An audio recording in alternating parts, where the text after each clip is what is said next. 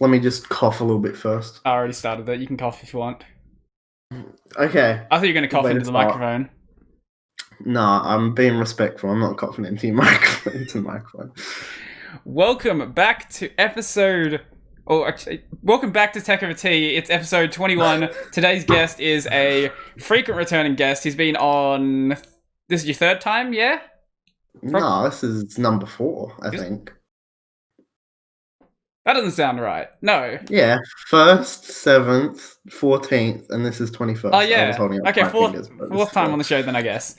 Welcome back to the show, Supercozman, or otherwise known as Kozhan or Connor, and various other names you probably have online that I don't know about. I mean, those are the main ones. Those are I the have main had ones. many different names, but we'll stick with those. So how you been, man? I'm alright. Before we continue, I need to wrap my cup of tea I have. I actually don't have a cup of tea with me right now. You call yourself tech over tea, but you don't have tea. I have an empty teacup. I got higher livings Ooh, going on. We're moving up again. in the world. Yeah, this is nice ginger tea. I have not tried ginger tea before. It's pretty good. I mean, if you like the ginger, it's pretty good. If you don't, then it's pretty awful. Yeah, no, I can imagine that. I've tried, I think the fanciest thing I had was chamomile and honey, and that was disgusting. I chucked out the entire box after I had one. Are you not a chamomile fan, or is it just that combo? It's the chamomile and the honey. The chamomile is fine. Like, I drink that like every night. Okay. But I don't know, something about the honey just... I don't know what it is. Maybe it's a bit too sweet or something, but it was not fun to drink. Yeah, well, that's interesting, because wouldn't it have to be, like, dried to be in the tea bag? I don't have a clue how it works, actually. You know what? We're going to find out how... what the hell would I even look up to find that? I guess, do they dry honey to put it in a tea bag? Yeah, okay. Do they dry honey to tea? Surely, like, how else would bag. they have that flavor in there? Or it might not even actually be honey. Okay. It's probably just like a artificial flavor. A honey, like, extract thing. Once a tea... No, this is about how to add honey into tea. Let's see. Scoop it in there. From Spoon University. Save your tea bag, honey green tea face mask in minutes. Oh, this is about making a face mask with your tea. Oh. What? That's lovely. I'm going to send you a link. Let's make this one bigger. Oh, no, it's not big enough. Didn't prepare this properly. There we go. Now I can send you a link. Cool. Good job. Yeah, this is about making a tea mask. I don't know why you... And then there's a picture of a child. Actually, I should probably get rid of that off the screen, because otherwise YouTube's going to yeet me. Too many... You showed a child on your screen, therefore it's child content. I don't know. Are they a child, or do they just look really young? I don't know. I'm not going to trust it. YouTube likes to remove people for no reason. Spoon University. Is it okay to put honey in tea? Surely. What am I... This is great. Okay. I'm sure people who've never seen this show before are like, what the hell did I just click on? These 2 idiots talking about how to make a fucking tea mask. So I guess if you have a bunch of leftover tea, you can slap it on your face for whatever reason. If you want to do that or something. I don't know. It's your life. Do whatever you want. It feels good, apparently, and does good for you and your skin.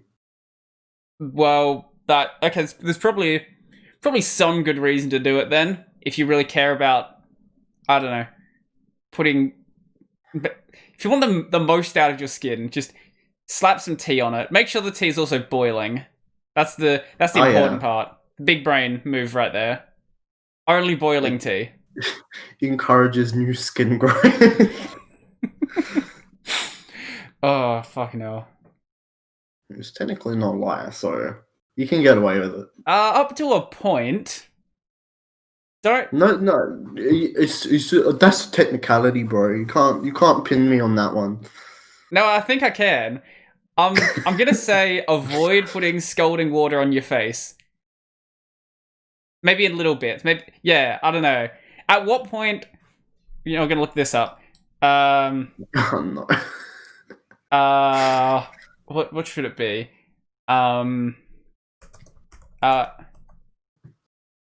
I just type in at what, and the first thing comes up is at what temperature does water freeze? Is there that many people really looking up at what temperature water freezes at? I mean, did you not go to school? Did you not look that up, like, on one of your other episodes? I don't recall ever doing that. I'm pretty sure you looked up when it freezes at Fahrenheit. Oh, maybe I did do that, yeah. Checkmate. So we have, at what temperature does water freeze? At what age can I retire? At what temperature does silicon melt? Okay. At what temperature is chicken cooked? At what temperature is pork cooked? And at what temperature does it snow? Interesting. Yeah, I'm sure this is real interesting for people listening. Anyway, we'll move off of that for now. So what have you been doing with your life, man? Not too much, just applying for jobs, but that's not getting anywhere, so we'll just skip that entirely. Making videos, but that's slow still, but I'm getting that done. I've managed to make 3 videos since I was last on here. So 3 videos in the last 7 weeks, that would be. Yeah, almost 2 months. That's pretty impressive for you, actually. I know. I get proud. I actually did watch one of your recent videos last night, and it's my new favorite video you've made. It was the Bush Tucker video. I love that one so It was much. absolutely amazing. I'm going to bring it up for anyone who hasn't seen that yet. It is actually the best thing you've ever made. I'm very happy with how that all came together. It's like just the way that I managed to edit it. I feel like it flows super well. I'm pretty proud of that one.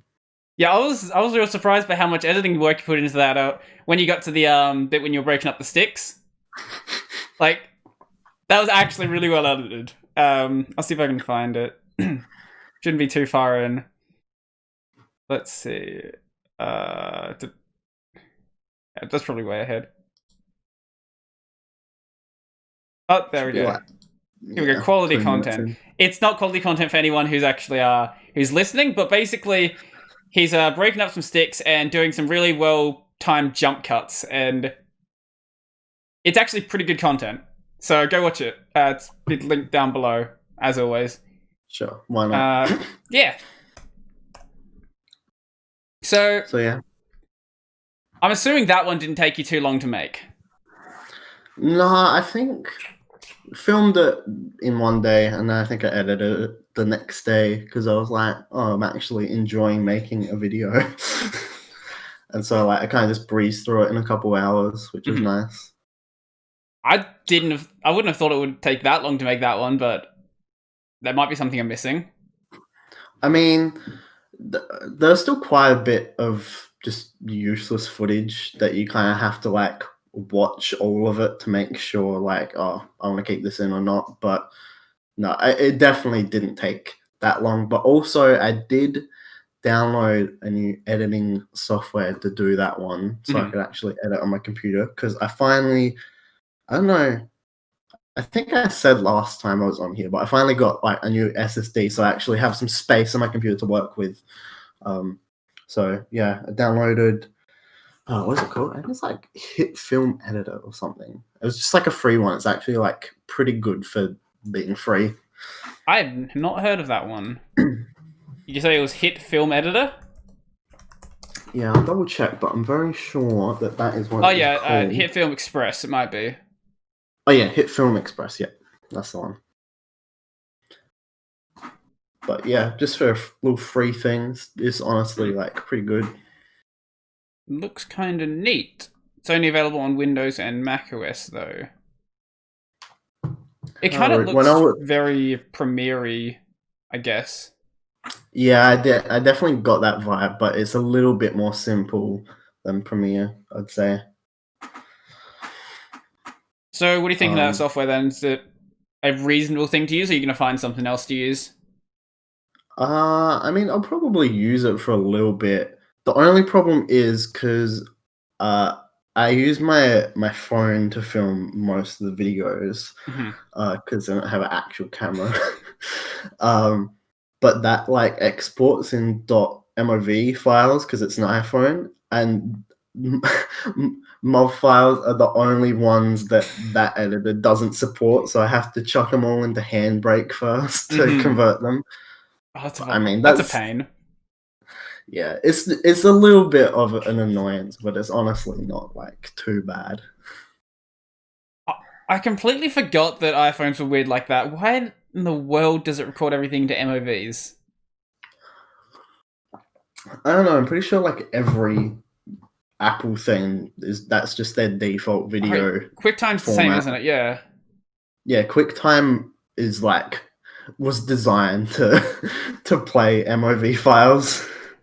I don't know. I guess it's fine that you can chuck everything through Handbrake, but it would be a little bit less annoying if you didn't have to deal with that step. Yeah, for sure. I mean, like, once I actually get a proper camera, it won't even be an issue. But for the time being, something to deal with. Once you eventually hit 100 subscribers. One day. When it happens. On the grind, bro. Now, your content it's definitely getting better as well. Like, it's been good for a while, but it's definitely getting better with some of your later stuff. Progressively getting better and better. It's just, I don't know, I guess it's just like the experience of doing it. You just slowly get better. Yeah, I don't know what's up with that poem video you did. I watched that, I was like, what the fuck am I watching right now? It's very out there. It's meant to be very out there. Yeah, that's one way to put it, that's for sure. I mean, I'll probably end up tying that back into something, but I'm not too sure yet. Okay, so wait, you made it without the idea of tying it into anything. You're just going to try to like retroactively tie it in. That's how I do most of my storytelling. Is it? I thought there was like maybe a bit more planning than that.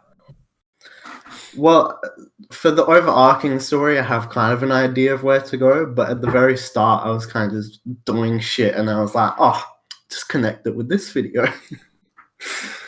So does that actually... Sorry. I was going to say, so does this Bush Tucker video somehow fit into this overarching story, or is this just like, I'm just doing some weird cooking right now? No, Bush Tucker ties into the Jamie story, but nothing else. Anyway, I cut you off just before. Yeah, I was going to say, so doing it kind of retroactively has been fun, but it's kind of come back to haunt me kind of recently because I had a whole video scripted and storyboarded a bunch of it. I was like, oh, because the video essentially was to explain why sometimes I'll just like completely break character and just like go back to my normal demeanor. But I was like, so yeah, I made that video for that. Well, I was designing that video for that sole purpose. And then like when I went to film it, I was like, oh, if I do this, that means it's gonna affect every other video I make. Not in a good way. It's just gonna make more work for me. So I'm like, yeah, it's just fine. We can just scrap that one. I'm sure there's gonna be a lot of people who are disappointed about the storyline breaking. How many? I know Kenley's been keeping track on it, but like, has he actually still been doing that? Have you spoken to him about what he's been doing with yourself? Because I know for a while he was looking for the codes in your videos. I kind of he didn't end up doing it because I think just uni got in the way, and like I've occasionally messaged him and Corey just jokingly being like, "When are you gonna do the puzzle, bro?" But no, I don't think anyone's actually gone through and done all there is yet. One day. So, one of these days, someone's gonna figure out all of it, and my hard work will pay off for something. And then they'll realize this doesn't make any fucking sense, and realize you just threw it all together. I mean, I think I've done a pretty good job of putting it together so far. I like go back and double check like before I make anything that's going to substantially affect the story. I kind of like go back and I'm like, oh, do I need to consider anything before I make this? Well, yeah, that hopefully then it ends up making sense in the end, and you're not just thinking in your head that it makes sense, or that you have some extra points that you haven't actually put in there that kind of tie it together, and it makes sense for you, but doesn't make sense for anyone else. I really hope so. There's like 2 other people that I've kind of explained it to, and they're like, yes, it makes sense, but I just don't understand it. I guess that's one way to describe it. Surely MatPat is gonna help everyone understand it properly. MatPat game theory, or maybe it'll show up on like the deep web, and you can show up on some like deep web browsing series. Some ordinary gamers, do you found this channel?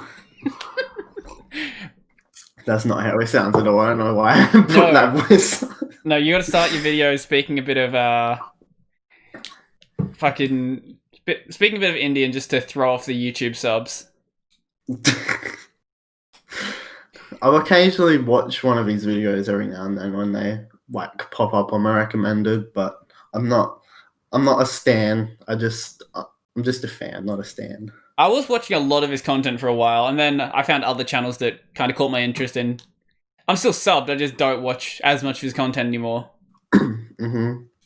There's a lot of channels like that. Like, there's a, what's his name? Grey Steel Plays. So, he would just go and find, like, random dumb indie games, and would just, like, do just, like, a one-off video on them. And it's a game that literally no one has ever heard of. And he's got like a million subs, so obviously once he plays that, the game sort of explodes. But it's just like the most random shit he can find. So I'll see if I can find something that he did a video on recently. But he makes really, really interesting videos. Let's see. Yeah, I don't think I really watch any one person very much anymore, except for one channel. The rest of the videos that I watch really just come up in my recommended. And he's got his Zoomer titling down pat. So he's got like a video called I forced people to dive 10,000 feet into a pool. I refused to follow fire safety and this happened. I went to prison repeatedly in order to solve crime. So got that Zoomer titling down. I think I got that video recommended to me this morning. That's how I've actually found most of the channels that I've been interested in lately. It's not like, oh, here's someone you should watch. It's just like, here's YouTube recommendations just throwing something at you. Mm-hmm. And sometimes it'll just be some random video from like 4 years ago. It's like, what are you doing, YouTube? Yeah, I think it's been like years since I've actually went on my subscription tab because I'm just subscribed to like 600 people and it's just fucking garbage now that like I wouldn't watch now, but you know, me 7 years ago is like, oh, this is the funniest thing ever.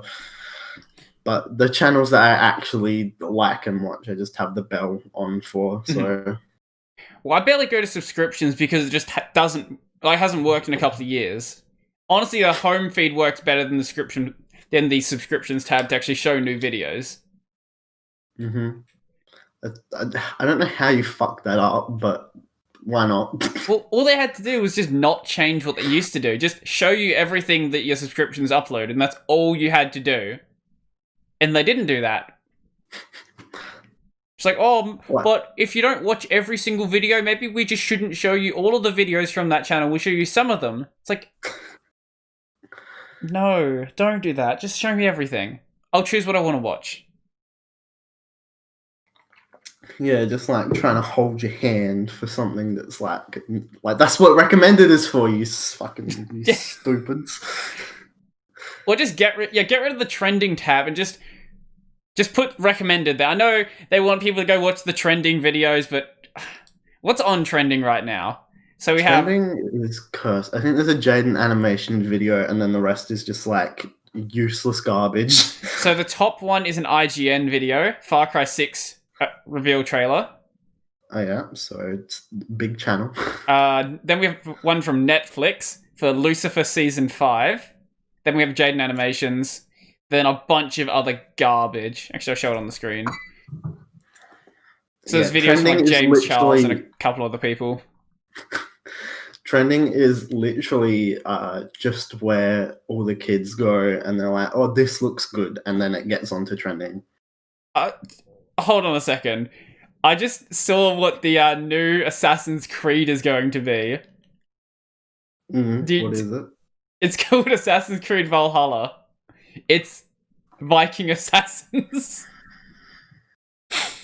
Well, I mean, they've done Egypt assassins. I'm going to find a picture of this, and I'm going to send it to you. Assassin's Creed Valhalla. Yeah, well, the Egypt one already didn't make any sense. Like, what is... I didn't actually play that game, but how... Like, what's there to actually, you know... What's there to climb on in... Pyramids? Pyramids. Just climb on the pyramids. I played the second one and the third one, and that is my entire Assassin's Creed knowledge. Second and third. Second is... oh, right. Second is Ezio's... Ezio's first game. Yeah, and then the third one is the Native American guy, I think. No, that's a bit later. You sure? Yeah, I'm pretty sure the third one would have been Ezio's second game. No, I mean like actually Assassin's Creed 3. Okay, no, I think you meant Brotherhood. No, I didn't play Brotherhood or Revelations or whatever it was called. I think Ezio had 3 games, actually. That was... Yeah. Because my first game into the series was Revelations. Yeah, that's his third game. Which was a weird place to join the series. I mean, for sure. I just noticed in this picture he still has the hidden blade. Oh my god. If you look on his right hand, he still has the hidden blade, but he's holding 2 fucking axes. Like, what is even happening here? What a mess. Just make a new IP, for fuck's sake. Like, if you want to do something with Vikings, make it something original. But we need to get to Assassin's Creed World War 1.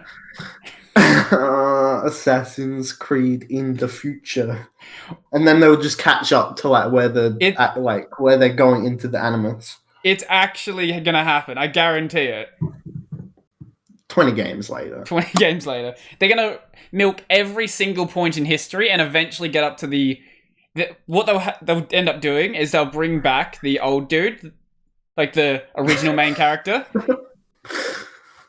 And it turns out that he didn't actually die. He ended up escaping or something. Assassin's Creed Australian Gold Rush. Assassin's Creed Emu War. Oh no. I'd play that game. Why not? Honestly, You'd probably like be a set piece where you're like running along the emu backs as they fucking run into each other or some dumb shit. Well, we need more Australian-themed games. I've recently rediscovered Ty the Tasmanian Tiger. I found out that all of the games are on Steam now. Yeah, I think I bought the first 2 on Steam when they came out. The third one came out when I kind of stopped going on my computer. I never actually played the second game. I only played the first and a bit of the third. But... honestly, when I start game streaming, I'll probably end up playing those as my first games I play. Because I just want to go back and play Tasmanian Tiger. Yeah, the first one's great. I think the second one was my favorite, but when I went to replay it, I wasn't vibing with it as much. And then I didn't really play the third one when I was younger, so I don't really have that much to say about it. I do remember it was weird, though. The third game just didn't make any sense. They had a lot more emphasis on like cars and mechs and some that kind of stuff. I was like, yeah, it's not doing it for me. Now when you throw around boomerangs and stuff, actually, it's beautiful. What are you looking at? I'm just looking at the Steam page for Taiwan. Let's bring it up. Tasmanian Tiger on Steam. Okay, there we go. So it is very Australian. I'm going to read the description for anyone listening to the audio version. Oh, don't zoom in on that. G'day, mate. Are you ready to explore the wilds of the Australian outback? In this remastered version of the classic game, Ty the Tasmanian Tiger joined Ty on a ripper of an adventure to free his family from the dreaming through 17 levels of the Australian outback in their old school 3D platforming glory. Amazing. I do remember a couple of the like zones that were in this game. I don't remember what all of them were called, but I know you had the outback. The outback was the outback was a fun world because I think you were. That was the first one that actually brought in like the driving stuff, and I think you had to like chase around a giant bull or something. Yeah, I think so. I think the second... I don't remember what the first zone was called, but the second zone, I'm pretty sure, was the Great Barrier Reef. Yeah, that's definitely one of the levels. We also had... what was it? Snowy Mountains? What was it called? There's a jungle level as well. What was the jungle called? I'm going to find it. Tasmanian Tiger levels. Jungle level. Jungle level. I'm sure it had a stupid name. So we had... Sorry, the snow level was called Snow Worries. Beautiful, amazing. So let's... Shipwrecks was the Great Barrier Reef level. Outback Safari. What is Outback Safari? Yeah, Outback Safari was the Outback level. Okay. This is I miss this game. I do. Well, you know, once you get to your streaming in 12 months or whatever you said it was going to be, this can be the first game you play. Also, I think the jungle level was called Liar Pants on Fire. Where you would meet Lenny the Lyrebird. That's right, yeah. But no, I don't know when I'll start streaming. Maybe in 6 months. Maybe some point. Eventually it'll happen. One day. When I eventually get around to it.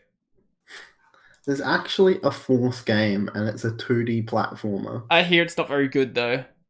Yeah, it doesn't look very good. I'm not... Well, the art style's a bit ugly. Yeah, I don't know why they decided to do that. I guess they needed money. Because Chrome Studios hasn't really made that many great games. Yeah, they probably, like, I don't know, just by the look of this looks like it was like a Steam-only game. I think it actually was. Well, I don't imagine this game having a disc version. But Chrome Studios, they've basically only... the only thing of note they've ever made has been Tasmanian Tiger. They have some other franchise, and I did go and find them the other day. I'm going to read out some of the names because they are kind of exceptional. So here's one. They have another game on Steam called Blade Kitten. Oh, you got to it before me. So we have the Bard's Tale trilogy, which is actually apparently not terrible. We have Blade Kitten, which I don't know what Blade Kitten is supposed to be, but it doesn't look very good.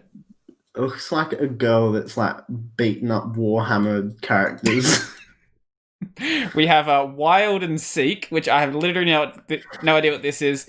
Gizmo Tablet. Fucked if I know. And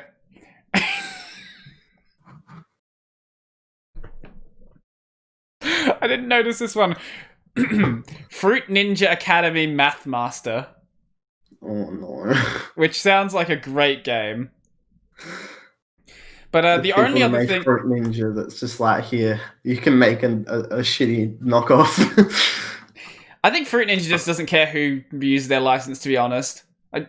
Is anyone even playing that game anymore? I know for like the first year or so that it came out, everyone was playing that all the time. On their iPod touches at school. Yep. Now, I only had a... I think my phone at the time would have been like a Galaxy S2, yeah. Which was a hand-me-down. So at the time, I think that's not playing no Fruit Ninja. I think it was a hand-me-down after my mum got her S4.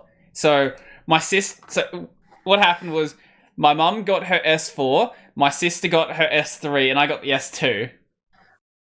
Wow. Because at the time, I thought the smartphones were dumb, and I didn't want one. Dumb phone. Smartphone make you dumb. Pretty much. It's like, oh, there's no point to having a smartphone. What are you going to do with that? Now, like, I have this, and it goes everywhere. Back in my day, if you wanted to have a conversation with someone, you'd have to meet up with them in person. Honestly, it does annoy me when people do just sit around at a table and everyone just has their phones out. Like, yeah, that's not good. The guys talk to each other. You're literally sitting next to each other. What are you doing? Yeah, that's something I know we've talked about like 3 times about just like scrolling through like Facebook or whatever, and you're kind of just like not really taking it in. I think like a week after the last podcast when we were talking about that, I did a little experiment. I was like, I counted every time I'd go reach for my phone just to like scroll through stuff. Mm-hmm. I think I did it like 20 times in one day. And like I had this little tally on my hand. I'm like, holy fuck, I'm just like, actually, this is the most smartphone make you dumb moment. But like, I was like, holy fuck, I'm actually wasting so much time on it. And then like, yeah, as soon as you start counting it, you can just be like, oh, okay, I'm not gonna do it. I have noticed a bit more recently that time's just been disappearing when I'm like, I don't feel like I'm doing that much, and then it clicks with me like, oh, I'm just not doing anything productive. When I get a free second, I'm like, oh, I'm gonna open this up and look at something instead of actually, doing something useful, just anything else. Yeah, for sure. So yeah, I just haven't. I don't look at Facebook or Insta or anything like that anymore unless someone tags me in something. It's been pretty nice. Well, my big problem is that I keep going back to my YouTube channel to check comments. So I'm technically doing something productive, so I can justify it in my head, but I'm really not. I should be actually doing something else. So I can go to those comments at any point. It's not like I have to do them right now. I mean, at least it's semi-productive. Looking at like a Reddit feed is not productive at all. I try to avoid Reddit for the most part. Pretty much only just go to the subreddits I go to that I know have video ideas. Anything else, I'm like, no. I don't even go to the Reddit website. I just have the RSS feeds for Reddit. Because I know that if Oh, sorry. I was going to say, because I know if I go to the Reddit website, I'm just going to do exactly that and just scroll through nothing. I've just given up on anything like that because, I mean, part of the other reason is like I'd see something and I just get mad about it and like waste all this energy on something that I can't change. I'm like, oh well, fucking I just won't look at it then, and then bam, easy peasy. Don't even be worried about it. My problem right now is I know I shouldn't be doing it, but I've been staying up too late looking at my phone just before I go to bed. And it's like, I should just put it somewhere, not look at it for a bit, and go to sleep. But no. I'm like, oh, I'm going to check, I don't know, I'm going to check my Discord, I'm going to check this, I'm going to check that, and then it's a bit past midnight. It's like, shit, I should have just gone to bed, shouldn't I? Yeah, I try and like, when we go to bed, I'm just like, I try not to check anything unless someone's like sent me something. Because otherwise, yeah, just prolonging sleeping and you're making sleeping harder for yourself. So. And also have a problem on the other side as well, where what I would do is I've kind of addressed this one now, but I had my phone within reaching distance from being in bed, so I would grab the phone, look at stuff, and then not get out of bed, which I'm sure you've dealt with as well. Yeah, not so much recently, but I definitely have done that in the past. Yeah, not recently though, because I'm more concerned with just like I want to just get up and get my routine out of the way.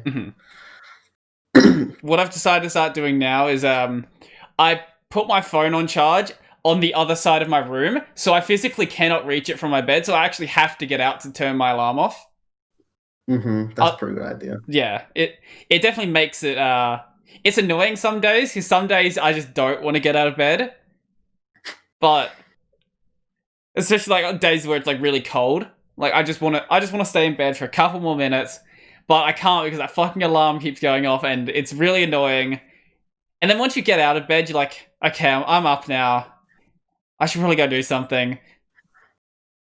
Yeah, it's just that getting up part. Like, as soon as you're up, you're like, oh, okay, it's actually not that bad. You wake up in like a minute of actually standing.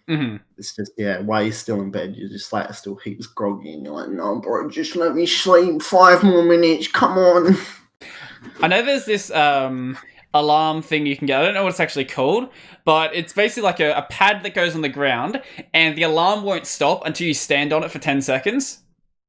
That's cool. So it literally forces you to get out of bed to turn your alarm off because, yeah, otherwise it's just not going to work, which it is pretty cool. If I didn't have the space to put my phone just really far away, I probably would do that. But this is the next best alternative, and also it's much cheaper. Don't have to buy, I'm guessing, like a $50 to $100 Wii Fit board. I think it actually is about $50, yeah. That's how they get you.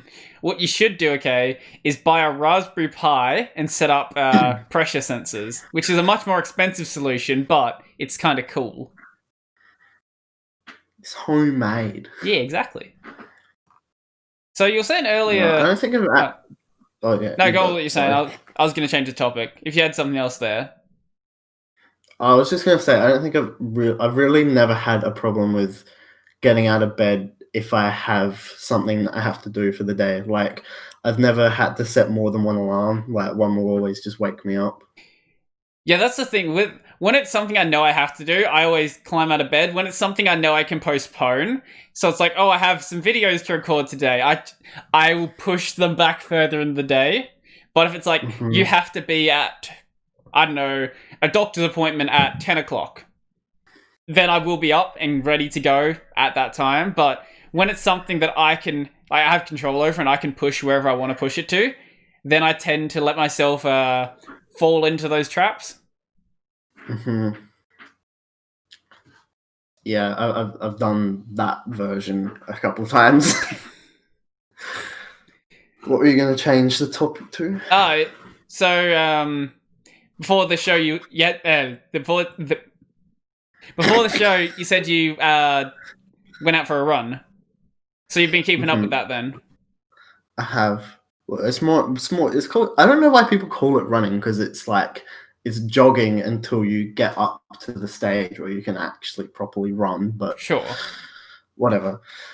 But yeah, so that's been good. I'm at the last week of the program, the Couch to 5K. So hopefully on the next run, if all goes well, I will have actually run 5Ks. So if the name is true. I'm guessing that's going well then, by the sounds of it. Yeah, it actually is. I've like properly stuck to it. I mean, like, I was sticking to it before, but then I like got sick in week 6. I'm like, oh fuck, I can't like return to where I was. But no, it's just like I've been keeping to it. You know, it's good. My feet are a bit sore at the moment, but I mean they're fine the next day. So that's about as much pain as you have to go through. Because once you get past a certain point, like the actual exhaustion of running stops being a problem. Like, I think in weeks 1 to 2, you're like, oh my god, this is like the worst thing ever. My body hates me. But like, I ran for 30 minutes today, I think, and like I think I still could have gone for another like 10 minutes pretty easily. It's like just kind of your body gets used to the feeling of running. So for anyone who hasn't seen the previous episodes, Connor has been doing a Couch to 5K program, which, if you don't know, is basically, it takes you from basically not being able to run at all to being able to run 5 kilometers. And it incrementally over time builds you up. At the start, you're doing mainly walking and a little bit of jogging. And then as time goes on, it's less walking, more jogging. Then towards the end, it's jogging and running, and then less jogging and more running. And then towards the end, it's full running. Mm-hmm. Well, there's also one that you can do after you finish this, which I plan to do, is like there's 2 paths you can take. You can either like do the program which builds up to doing a 10K, or you can do one that makes your 5Ks faster, which I think is the one that I want to do, because I don't really want to be running for like an hour straight. So what are your times looking like right now for a kilometer? I don't know. I'll just check, but like, so my run today was, excuse the sound. My run today was, well, you still do a warm up and cool down walk of 5 minutes, and then 30 minutes of running. So I'll just check. It keeps track of how far you went. So that total, the walking and the running total was 4.5 kilometers. So I don't know how fast that is. Oh, it doesn't keep track of your times? I think it might when you finish it, but right, it doesn't save those times. It only saves how long you went and how far. So what have you been using to track it? Well, the app that has the program on it tracks like how far you go. And it also like has a little GPS thing to show where you ran, which is pretty cool to see, because you're like, oh, holy shit, actually ran that space. Which app are you using? It's literally just called called 5K Runner, but you can just look it up, and it should be called Couch to 5K. Yeah. Because I've got a fitness watch, so whenever I get into exercise for a month and then give up, I end up just using the app for that one. I mean, like, I'm pretty sure like most of the programs are pretty much the same. Like, I think one person made it, and then like the different apps are just slight variation. That's the one. It's like yellow, but it's coming out all rainbowy because it's on the camera. Well, that's fancy. Yeah, I just found it now. Cool. But yeah, that's nice. And like, this one was like 2 weeks for free, and then $15 for the rest of it. I was like, $15 is fucking nothing for actually something good. I'm sure there are free versions out there. Yeah, there probably are, but I don't mind. Like, I spend $15 on like some shit food every now and then, so like, why not spend $15 on something that I'm actually going to use that's going to better me? So when you do run, are you just running with nothing? You're running with music, listen to podcasts, audiobooks? What are you doing? Wow, I listen to your podcast when I run. If I didn't, then I would never get through all of them because they're so fucking long. Yeah, they have been getting pretty long. Have we hit 4 hours on one of them before? I don't actually know. I think so. You came very close to it. I think so, and I was like, fuck this. But yeah, I've listened to all of them except for the second Marty one, which is what I was listening to today. I Oh, think I'm about Jesus. halfway through that. That's I'm a true Blue fan. That's actually pretty impressive. That's not what I was expecting you to listen to. I don't know, maybe like rocky music or I don't know, audiobooks or something, but not my podcast.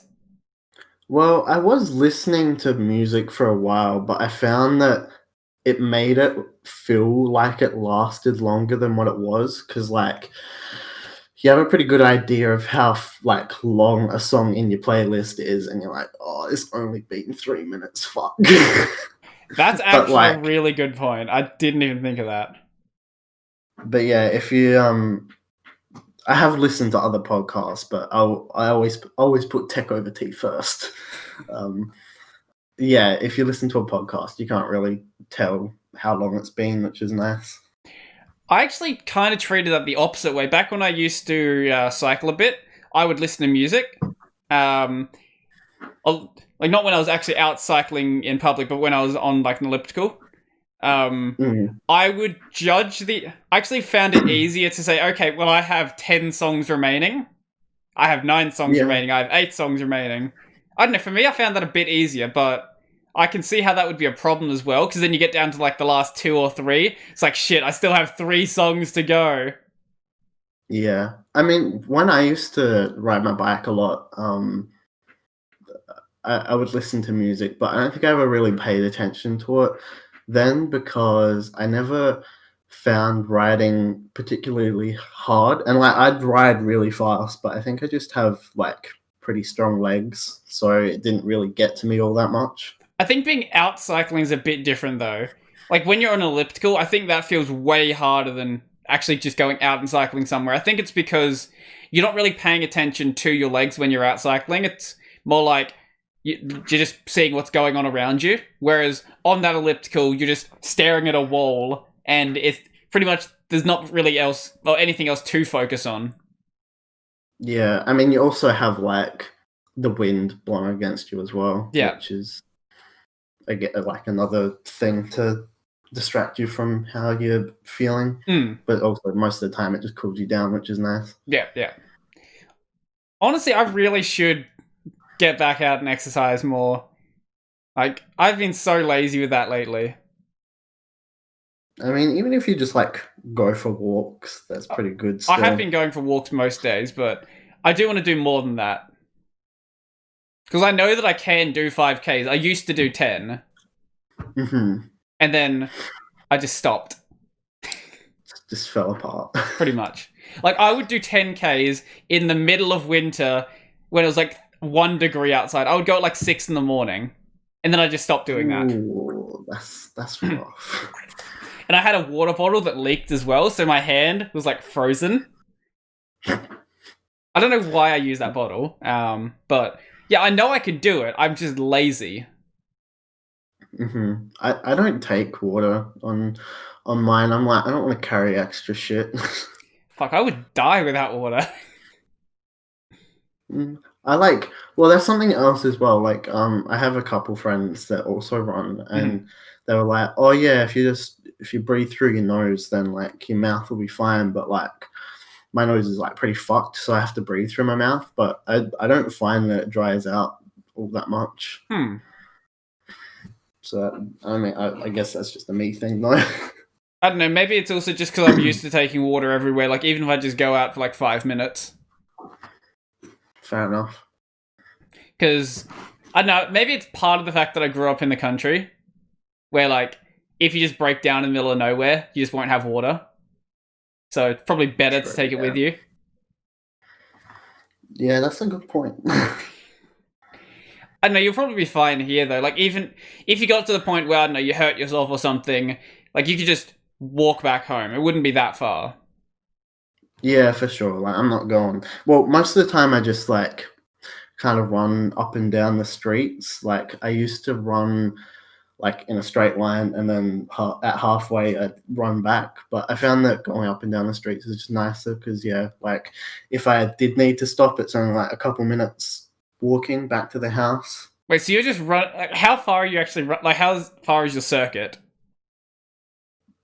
well, it's at the moment the last one was 4.5 Ks. No, I mean like how far are you looping? Like I don't loop around. I'll literally like go down a street, come back up it, go to the next street, go down it, come back up it. That's one way to handle it, I guess. I mean I think it's pretty good. It's also kind of like I just talked about not liking songs because that's like it reminds you how long you got left, but like at the same time I kind of do that with each street because I think each one's about like 5-ish minutes. So I'm like, oh yeah, I've got this streak to go. It would probably be okay the first couple of times, but then once you've mapped out in your head what the run's gonna be, you just end up fucking yourself. I mean, yeah, but that's why you have the podcast to distract you. That's true. I don't know. Just find whatever works for you, I guess. Yeah, that's true. But I think my main problem is I usually find the weather being an excuse. It's just like, oh, it looks like it might rain right now, and then I just don't. And then it doesn't rain. Mm-hmm. So how's that been going with you? Because I know it's been a bit rainy lately. I mean, it's been a bit rainy, but honestly, I expected it to... Like, this whole winter, I swear, it's like not been rainy at all so far. Like, there's been like a couple days where it's been pretty bad, but for the most part, like, it's fucking sunny outside. Yeah, I think it's crystal clear out there right now. Yeah, I haven't, but no, I think I had one run where it was like spitting, but I don't think I've ever had a day where it's like been raining and I couldn't go. So the area that you're running in, I'm is sure if it comes... Alright, go on. You go. I was going to ask you about... I was just... Just finish what you're saying. Go. Do it. I was just gonna say,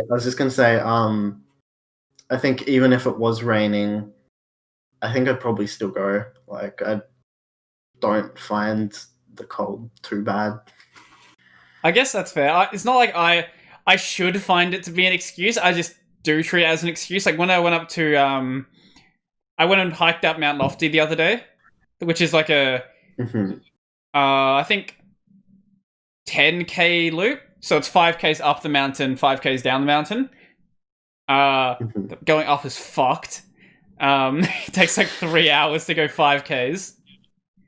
Because some of the slopes are like this, which isn't fun. And they happen like 2.5 kilometers in, so you're already fucking tired. Hiking up a mountain is interesting. But it was raining that entire time, and I was just walking up it. So I shouldn't find it to be an excuse, but I kind of treat it like it is. Yeah, well, I went on a walk not too long ago that was like pretty long, and halfway through it started raining. I was like, I could turn back or I could just finish it. I just finished it. I was like, yeah, it's fine. I guess it sort of depends on how rainy it is. Like if it's pissing down and you're just going to be drenched by the time you get home, that's a bit different. I mean, it was. It was really bad. But I was dedicated to finishing it because it was a really nice loop. Yeah. So I was about to say before, is the area that you're running in kind of hilly or is it like real flat?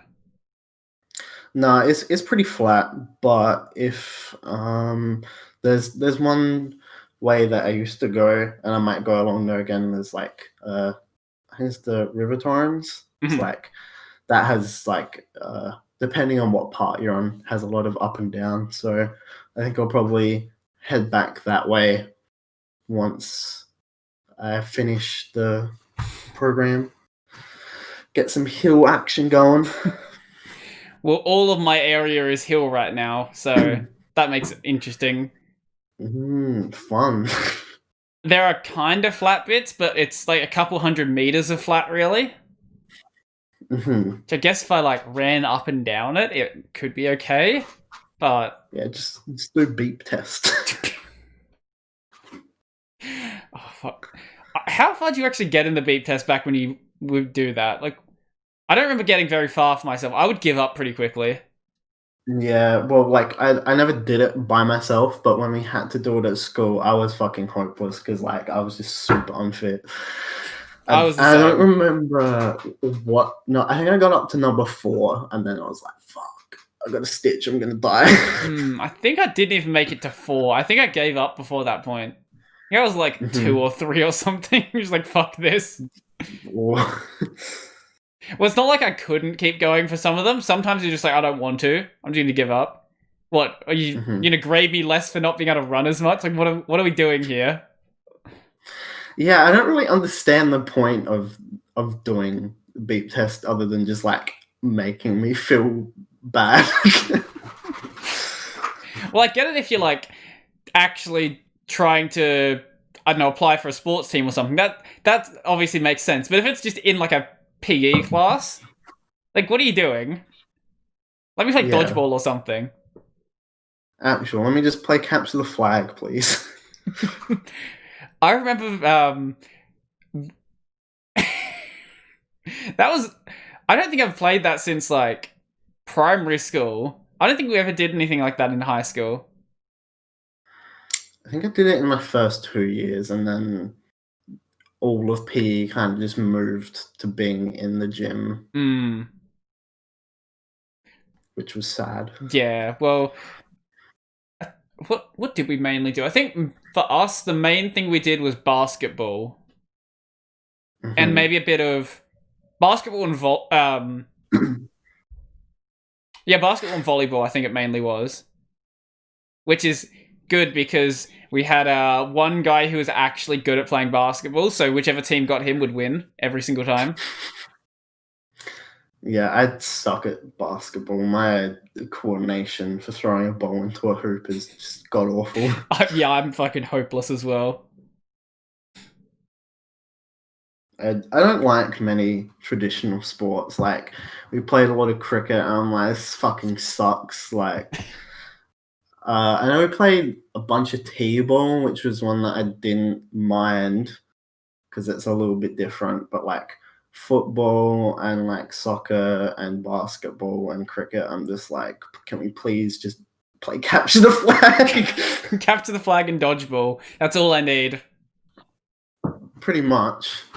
Excuse me, Citrix. I need to uninstall you. Do not interrupt my podcast. What about rugby? You gotta play some rugby. I don't think we ever played rugby, and I'm so fucking thankful. Because it was obviously you couldn't really like tackle people. We only ever played tag rugby, which kind of makes it less fun. But we also had a guy who in year 8 was 6'2", so. Oh, you still there? Yeah. Okay. You're a bit blurry on my side. I don't know if it's my connection or yours. Yeah, I'm lagging now. It would be mine. My internet's trash. Yeah, if you had the 6'2" year 8, you know, you kind of gonna win. There's not really anything you can do about that. Because he wasn't just tall, he was like big and stocky as well. So it would take like 5 or 6 people to take him down. And it's just, that's not fair. You can't do anything against that. Did you ever play wall ball? Wall ball. I don't know what wall ball. It's where you have a wall and there's 2 people. Okay, yeah, I'll explain it. There's a wall and there's 2 people and a ball. Sure, and yeah. like you kind of take turns kicking it. Yeah, you take turns kicking it into the wall, and then like whoever's turn it is, if they miss it, then they get out. Right. So it's but basically there's also squash. A variation that. Yeah, it's like squash, but you use your feet instead of like rackets. Right, makes sense. But there's a variation where the line of people would be on the wall, and so like when the ball comes at you, you have to dodge it. I do remember doing that, but we might have just been bullying people, stupid. So I don't know. I mean, also that. Also playing a lot of Foursquare. Foursquare was big when I was in primary school. I didn't. Oh, okay. In primary school, I hated it because there was this one kid that just kept getting me out, like purposely, because I was shit at the game, and I think at one point I like pushed him over. But in high school, I just play it with friends. I actually got like somewhat good at it, so it was a lot better to play.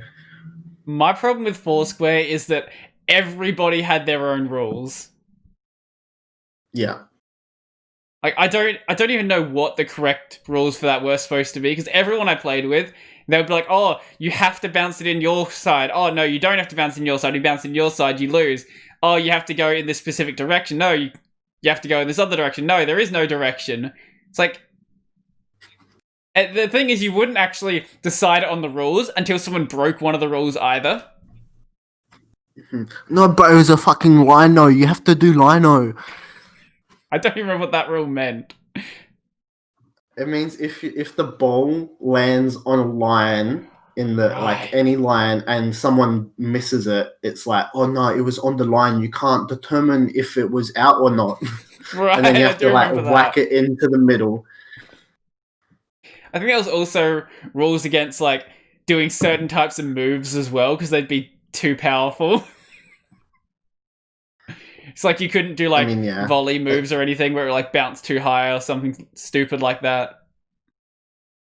Well, I mean, sometimes we'd play and it'd get to the point where like it was basically just skimming along the ground because people would be like.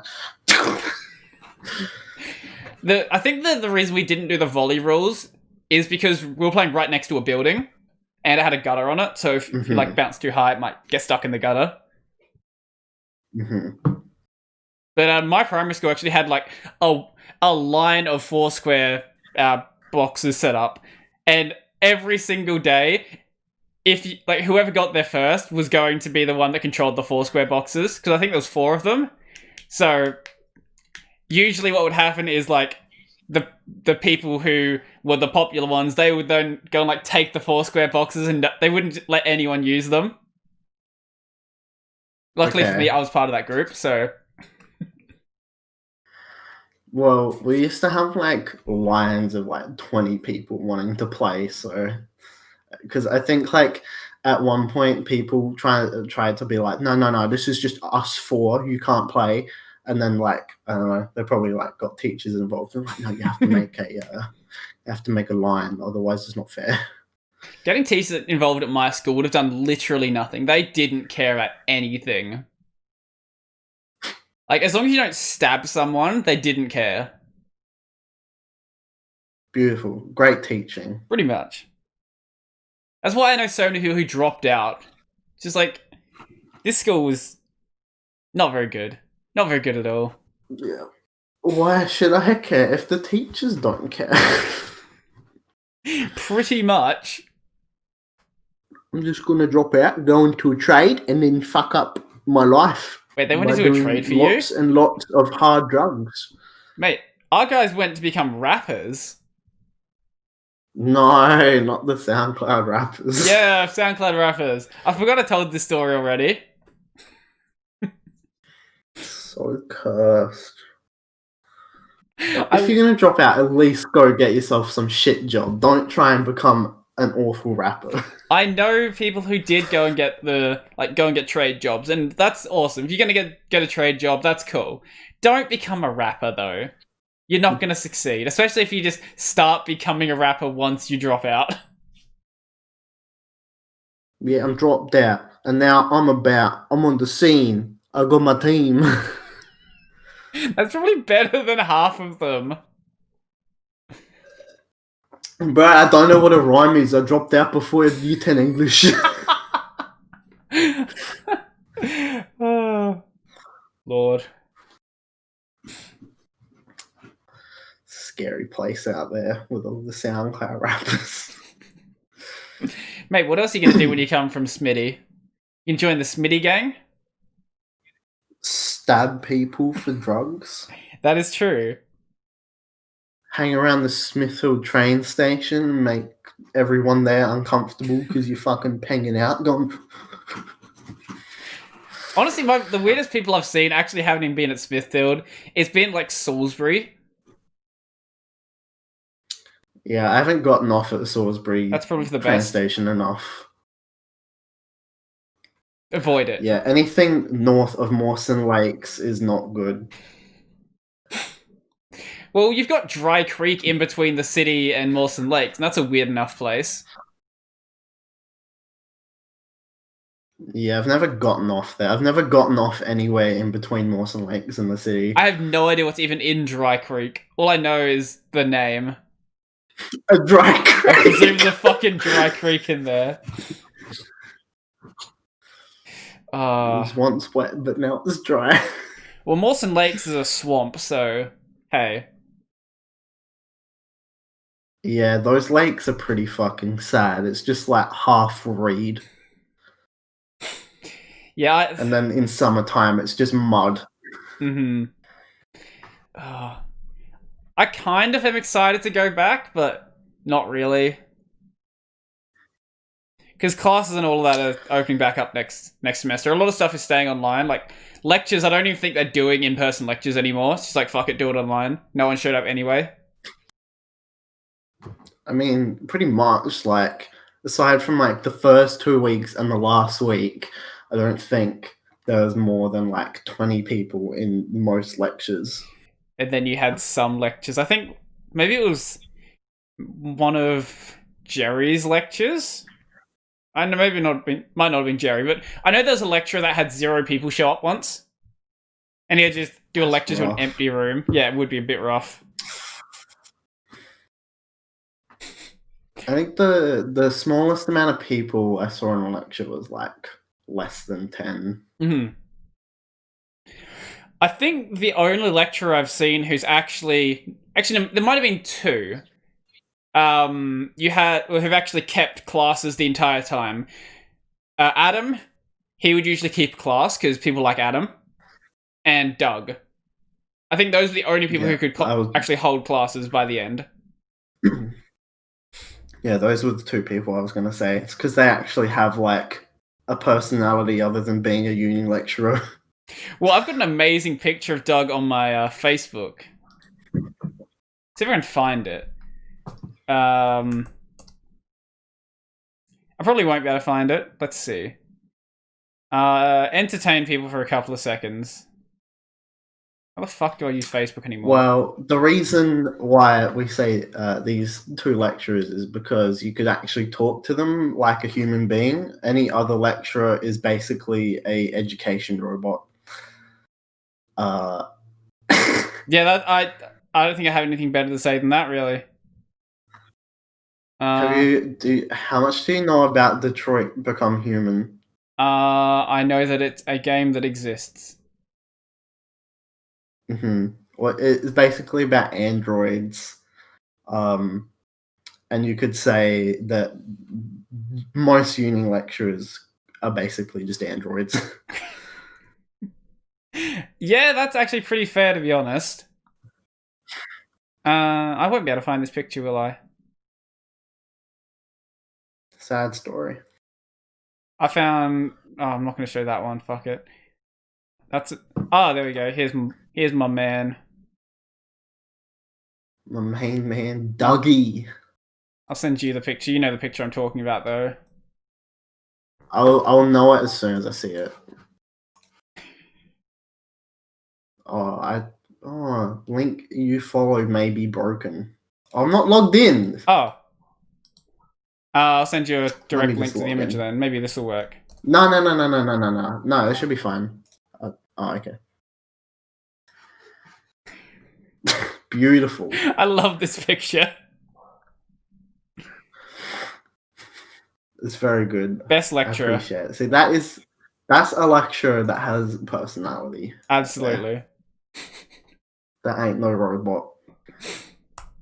Well, he could still be a robot. He's a bit of a odd character.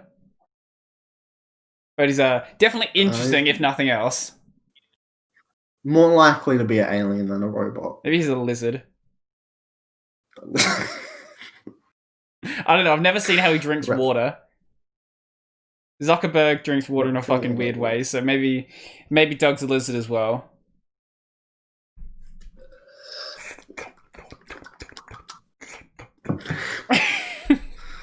Is this how people drink water? Have you seen the videos of Zuckerberg drinking water?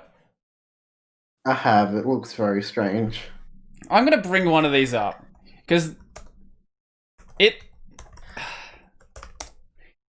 he doesn't know how to drink water. I'll see if I can do it without showing any.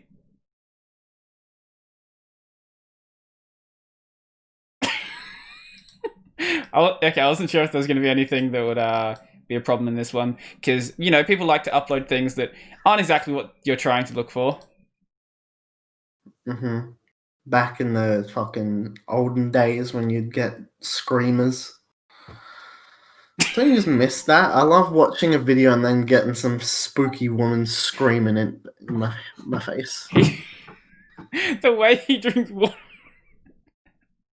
I don't understand how he drinks water like this.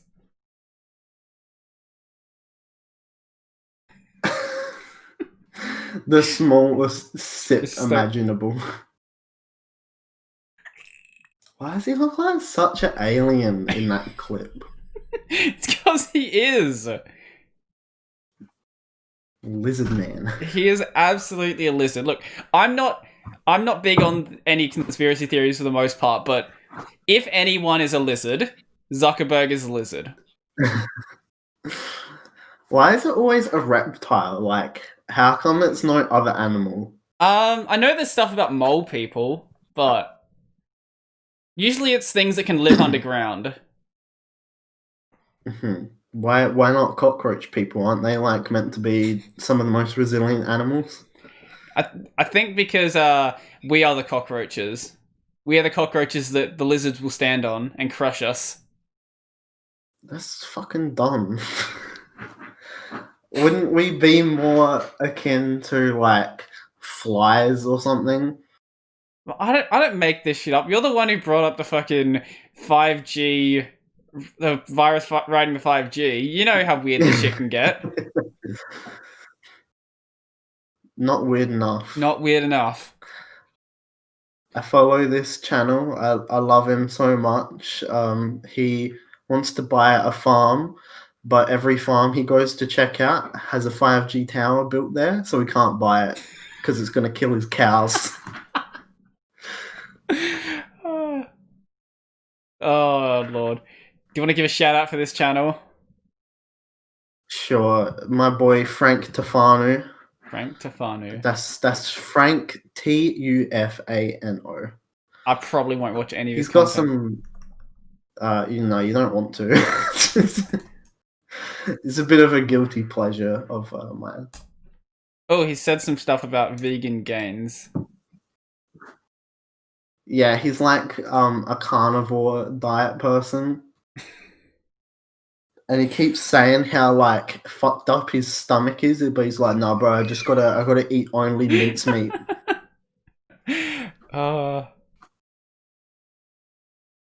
10 hottest I love vegan his girls. thumbnails. What is? Yeah, his thumbnails are great. I'm just sorry for the fucked up view. That's all good.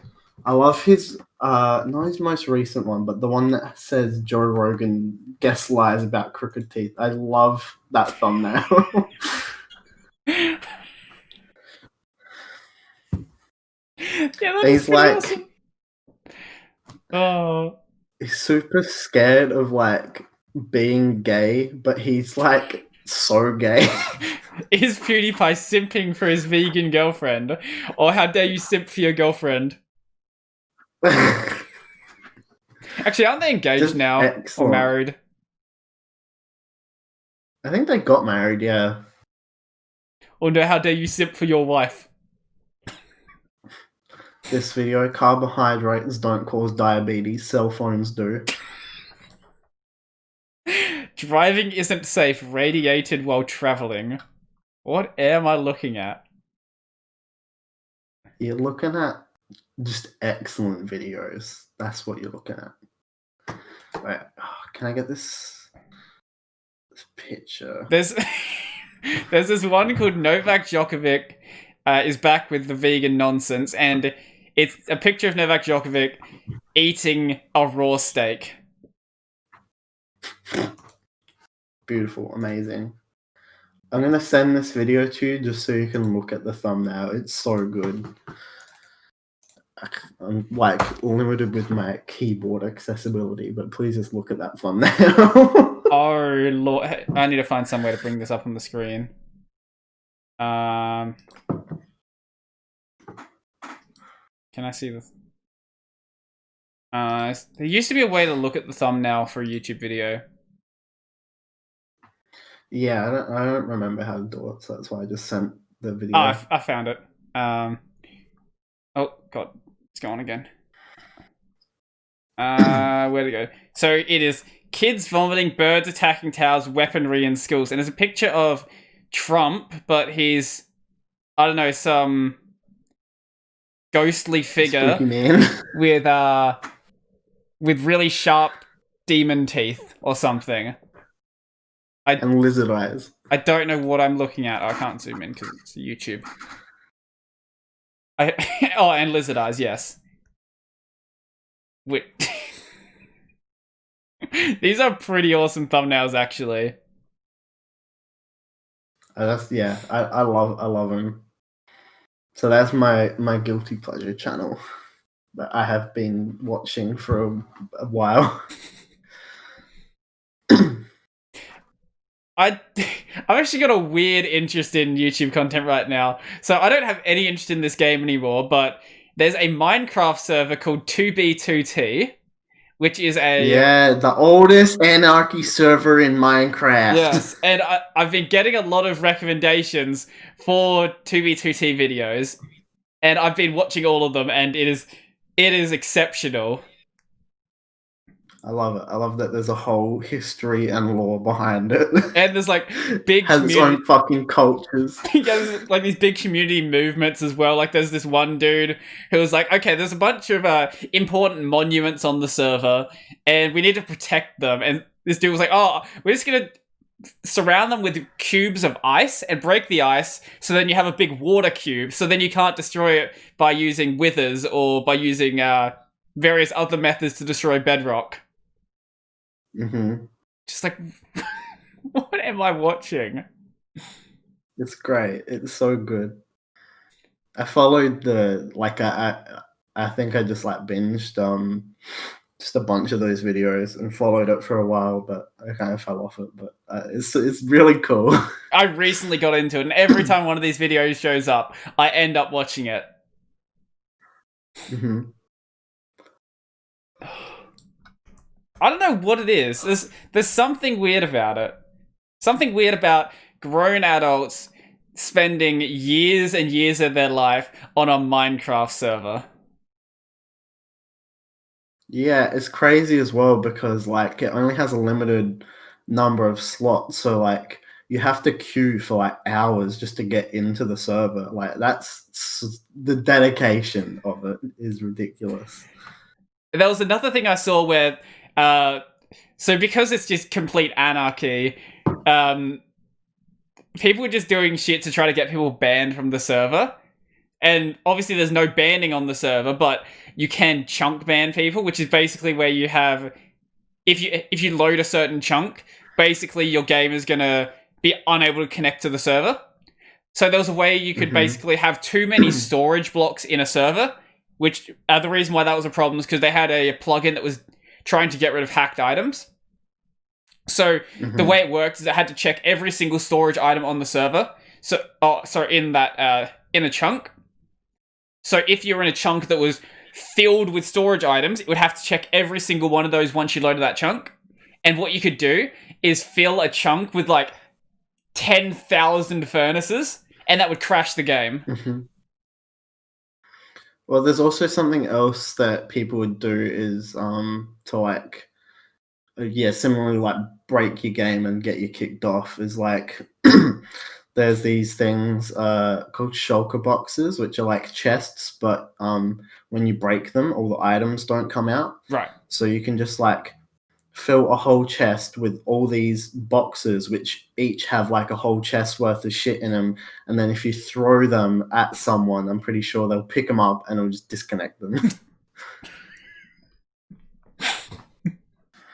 Which I think is why, like, one of the strats or something is to always have a full inventory, so you can't ever pick these items up. It's just ridiculous. It's such a fucked server. I did remember hearing someone tell me about it a couple months back, and I didn't really look into it, and then all of a sudden, I started getting a lot of these Minecraft recommendations. Mm-hmm. Just always listening, bro. It is actually, that's very true. There's other Minecraft videos that I've been watching as well. Like, there was one, it was about trying to find the seed that has, the seed that has the tallest... Yeah, the pack.png. Oh, no, that's not... Oh, no, I did see that one. The seed with the tallest cactus. So yeah, I got that. I got that one recommended to me. Yeah, so anyone who doesn't know what I'm talking about, in Minecraft, naturally a cactus can only spawn that's 2 blocks high.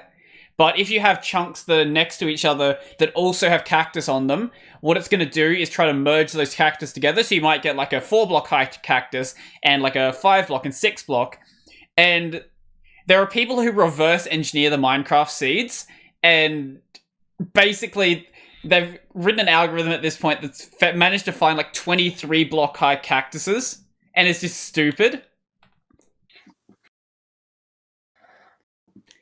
Have you watched the one about pack.png? I did watch that, and that is really impressive what they're actually able to do from that.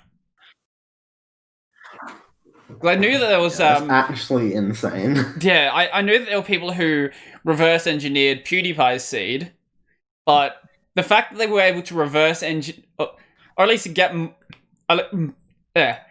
most of this way towards reverse engineering a seed from a 128 by 128 PNG file, that is insane. Yeah, I thought when they like made the AI to like up-res pictures, I thought that was just like actually just so amazing that someone dedicated all this time to doing that. And I thought it was like just super cool. If anyone thinks that you can't get awesome shit done from just random people on the internet, like, definitely not the case, because there are some insanely intelligent people who have way too much free time, who are like, oh, I know how to write this this upscaling algorithm to turn this really low resolution image of a Minecraft mountain into something pretty clear, and they're just wasting their time doing Minecraft stuff. And I think for like the Minecraft seed stuff, is just... What I was going to say was, with the expedition to find the pack.png seed, they've even got people donating their like CPU cycles to them. So instead of doing stuff like folding at home to like try to cure cancer, people are like, I'm going to try to find this Minecraft seed. It's important. It needs to be found. Anyway, you were going to say before I cut you off? I forgot, but look at this cup. It's pretty cool. It is a pretty cool cup. I've got this cup here, which was stolen from a pub because everyone owns one of these cups. I don't think I've lived with anyone who doesn't have one of these cups. I don't know where they keep finding them. I presume everyone's just stealing them from pubs. Surely. Because what are they going to do? Unless they see you walk out with the cup. I'm not condoning stealing from pubs before anyone says I'm doing that. But unless they notice you walking out with the cup, it's not like they're going to be able to stop you. Support local businesses. Don't steal their cups. Yeah, that's true. I haven't had a pub meal in so long. I actually went and I think the first time in a good couple of months went out and actually bought some takeaway, like not too long ago. That was pretty surprising for me because I've just been eating at home for a while, but I had to work like fucking 9 a.m. till 6 p.m. the other day. Don't do that. Bad idea. And I went out and got some Chinese food, like on my break. because I'd been craving Chinese food for a couple of months, and as it is every time I buy Chinese food, it's not worth it. It's just okay. Are you sure you're not just going to like the shittiest Chinese places? Yeah, that's probably it as well. No, it's not like it's bad. It's just like, well, that was not really that great. It was good food, but it's not like that was worth it waiting all that time. Mm-hmm. I see what you mean. But you were saying about pub meals. I was just saying I haven't had one in a while. Are pubs back open now, or what's going on? I don't even know what's going on. I think they are. I think by like 20th of July, most stuff is gonna be open. Until we go back into lockdown because of Victoria. Yeah, hopefully not. Can we just get rid of Victoria? Just annex them. They can be their own country. They can be next Tasmania. Just literally dig out a border. We need a new make river. Make a big moat. Call it the Victorian moat. No bridges. Nothing comes in and out of Victoria. You have to do it by plane. It's its own place now. Yep. I wonder how big the gap has to be for it to actually be considered like, you know, not really connected to the country. Because obviously, at a point, there will be a connection between the two land masses. But how deep does that have to be for it to be considered like a separation between those two land masses? Surely like ocean deep. Surely. But I'm sure there's some weird person who's defined a point where this actually has to happen. Because obviously, if I dig a moat that's like a meter deep, that's not like considering that a different landmass. But there has to come a point where that actually is considered a different mass. Well, is Kangaroo Island considered its own thing, or is it a part of South Australia? Well, I think it's a part of South Australia, not because it's the ocean's not deep enough, but because we just have like rights to that land.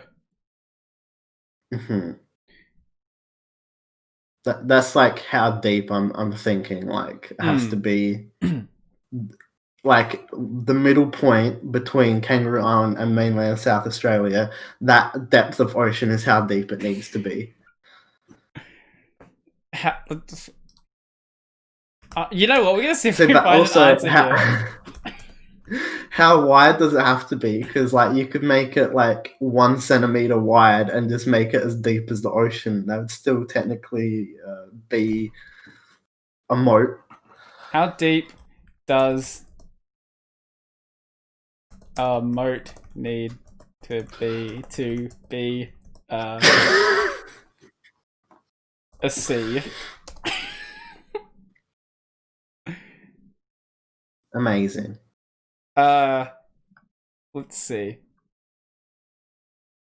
Can we find anything here? This is the dumbest thing that's come up on this show. What were moats filled with? A moat is a deep, raw ditch, either filled with water that is dug and surrounds a castle, fortification, building, or town, historically to provide with a preliminary line of defense. In later periods, moats or water defenses may be largely ornamental. They could act as a sewer. I'm sorry, wait. People would use a moat as a sewer? That seems like a pretty shit way to do that. What is a dry moat called? Wait, what? A drought. Castle moats were usually 5 to 40 feet deep, and they were not always filled with water. Not all moats contained water, as a simple dry, wide ditch could provide an obstacle. These were called dry moats. Amazing.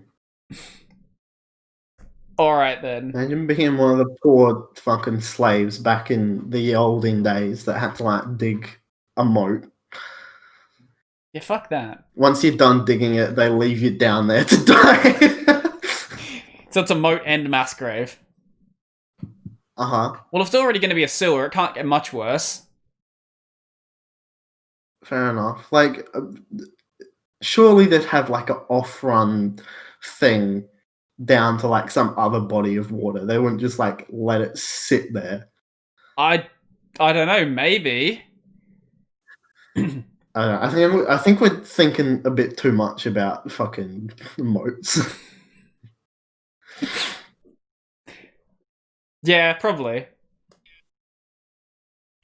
So, yes, you about to say something? I Oh, but I didn't say it, so you go. I was gonna say, I actually found an intro song for the podcast.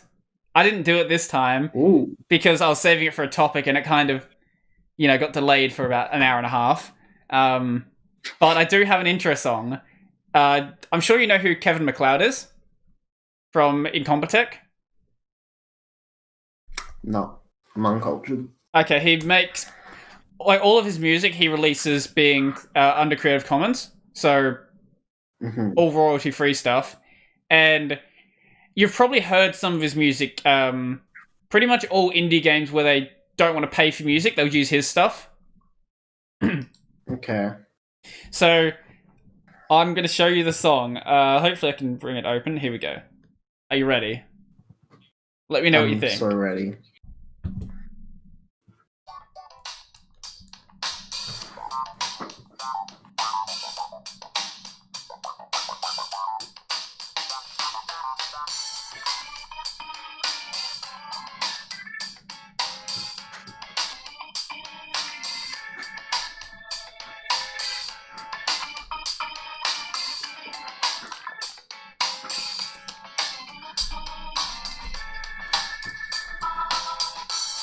And that goes on for another 2.5 minutes. I'm not going to play, obviously, this whole thing for an intro song, but what do you think? No, I like it. It's nice and funky. Reminds me of this game I used to play back on like my dad's fucking Windows 98 computer. Mm-hmm. Some racing game. I don't remember what it was, but yeah, I like it. It's nice. It sort of reminded me of something out of like the Persona soundtrack. I haven't played Persona, but I definitely understand what you mean because I think I've seen a couple videos about it. Yeah. There's obviously some like more rocky tracks, but a lot of them are kind of funk and kind of jazz. And I don't know, I just liked it. So I was like, hey, you know what? We're going to go with this one. So finally, after the 21st episode, you'll finally have a intro song. I'm still not sure what I'm going to do with the intro. But let's see. No, we're going to go back to the start and I'm going to try something.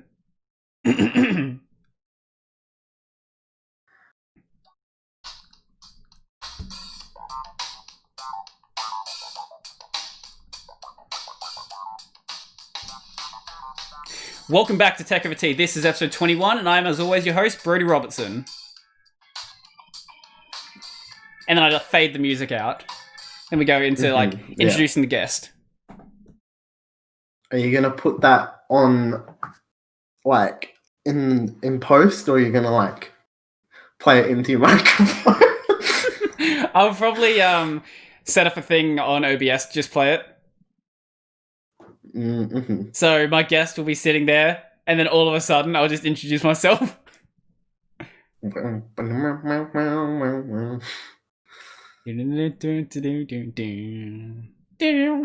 How many episodes do I have to appear on before I become a co-host? That's a good question. I don't know. But if you become a co-host, would you be able to listen to it when you're running, or would you be sick of hearing your own voice? Yeah, I don't watch the ones that have me in it. That's a fair point. When are you gonna do a double guest episode? That's another good question. I do want to go and do that Mr. Robot episode at some point. I just need to watch Mr. Robot. Get to it. You'll watch Mr. Robot when you start your streaming thing as well. Okay, no, to be fair, with the streaming, I am going to start that as soon as, like, if I'm not already started it before then, it'll be started when I finish uni. Guaranteed. But what I'm thinking of doing is at least starting a temporary stream where I drop one video. I'll ask like the guys on the channel what they like, if they think that's a good idea, but I'm thinking of dropping down to 6 videos and then doing a stream. Which partially means obviously less setup for me. I'm still going to plan the streams because I'm not going to do like a blind stream. Fuck that. I actually want entertaining content. But planning out my videos takes more time than I had initially anticipated. Because, so when I do like a video on a piece of software, it'll take me 2 to 3 hours to get myself comfortable with it for most things. Obviously, if it's something bigger than that, it'll take longer. But for like a general thing where I'm doing a video on like a system monitor or a Vim plugin or just anything that's not really, I guess, too in-depth, that's like 2 to 3 hours to prepare myself for that. Then it's another half hour to an hour to write out the notes. And then it's like another hour and a half to record it and edit it. So, and I do that 7 times a week. So I'm basically working more effort almost 4 times. It is a bit more effort than I had initially anticipated. And I think the main thing that's made way more effort now is the fact that I'm actually putting effort into making my videos good, rather than just being like, I'm just going to wing it as I'm going. Now I'm actually being like, okay, well, I want to talk about this, this, and this, and this. I'm not scripting it mostly because I'm bad at reading scripts. But I am at least jotting down like, okay, these are the points I want to hit. And anything that's like more like really technical, I will jot down those points as well because I might forget them as I'm saying them. Or yeah, I think that's the best way to say it. I tend to forget stuff pretty easily when I'm just running through all my topics, so it's easier to jot those down and then make sure that I'm actually hitting on them. Cue cards for your oral presentation. What I actually do is I've got a second monitor that's behind my webcam. That's my TV. And I just have my notes sitting directly above my webcam, and I'm usually looking at those when I'm recording. That's just so it stays off my main screen so they don't get obviously seen on the video, because that'd be a little bit annoying to see.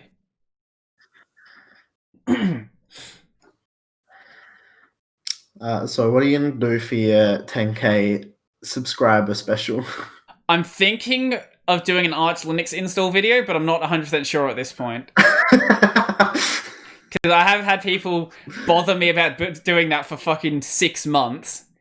Like, I might just shut them up and do it at 10k. I reckon that'd be a good little meme, I reckon. Maybe I'll title it something like "Stop telling me to or stop asking me how to install Arch." Here you go. Pretty much. I've actually been getting better at titling. I've been watching a guy called Devin Nash. I don't know if you know who he is. He's a No. Okay, he's a Twitch streamer who focuses on doing, I guess, industry commentary. So he's got a lot of videos like how to build up a YouTube channel, how to start streaming, how to build up a stream, talking about how if you start streaming on Twitch, you will fail. Because Twitch has terrible discoverability. So you have to do, if you're going to stream on Twitch, also upload clips to YouTube, because no one's going to find you on Twitch. You have to upload to other platforms, and then they can find you from there. And then also upload to Facebook and other platforms that exist. And he did a video with this guy. So there'll be people who come to him and say, hey, how do I start streaming? And he'll always give them things to do. And then every single person that asks that question, none of them succeed, except this one guy. And he did an interview with this guy and went over some of the things he could improve. So things like doing his thumbnails better, his titling better. Main stuff was like, make your, I guess, have a couple of points of focus in your thumbnail rather than having too much to look at. And with the titles, don't make them the same thing that is being said in the thumbnail. So if you're going to have text in it, have the text in the thumbnail, I guess, try to lure people into clicking on it, and the thumbnail be something a bit different. So if you did a video on, I don't know, Vim or something like that, you could have the thumbnail have the text say something like, is this the best, something like, is this the best code editor? And then have the title of it be something like, turning Vim into the best code, turning Vim into a competent IDE or something like that. So you draw people in with those two different points rather than them having the exact same thing being said. Mm-hmm. Yeah, I noticed that with whenever I have a peep at your channel. I've changed it up a bit. I've been trying to work out, I guess, how I want to handle this. And the other thing is, don't think that you're above doing clickbait. Just accept it. Everyone says they hate clickbait, but they really don't. You wouldn't click on it if you did not like it. Well, the thing I think about clickbait is they don't hate clickbait. What they hate is being lied to. So if your clickbait is actually saying what's in the video, that's a bit different than saying, click this video for titties, and there's no titties. Hot girl in the video. Hot girl in your area. 10 hot biddies in your area that want to frick you. But yeah, I'm thinking of doing going back to the thing I was saying before, I'm thinking of doing the Arch install video for 10k. Maybe there's something better I could do, but I think I'll go Arch install. I reckon that's the way to go. No, you should do Optifine install. Optifine install. Maybe that'll be April Fool's. Yeah, April Fool's can be Optifine install. And then you're not talking either. You have to use Notepad and have cut my life into pieces. No, that'll get me fucking yeeted from YouTube. Definitely not doing that. Wow, how rude. Maybe I do have one of the really bad free YouTube library songs like the ding, ding, ding, ding, ding, ding. Yes, that's actually a better idea. I'll do that.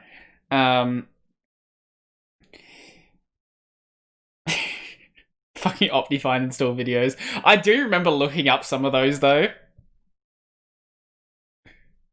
I mean, like, yeah, I you know, I'm not gonna lie, I did look it up once or twice, but like, as soon as you know how to do it, it's like, wow, I dragged this fucking Java file onto my desktop and just run it, and it does everything for you.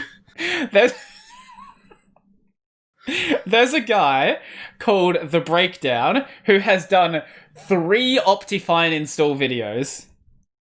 At least 3. Mm-hmm. So he's got how to download and install Optifine in Minecraft 1.16.1, how to download and install Optifine in Minecraft 1.15.2, how to download and install Optifine in Minecraft 14.4. Oh, he's got an older one. How to download and install Optifine 1 week ago. He's got another one. How to download and install Optifine in Minecraft 1.12.2. 10-minute video. Are you fucking kidding me, dude? This man has so many subscribers. Why? 211k. Let's find out what else he does.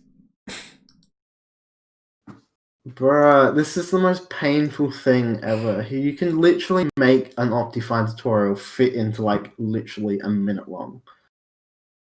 Okay, so he's got how to buy a Minecraft 1.16.1 server with Apex Minecraft hosting.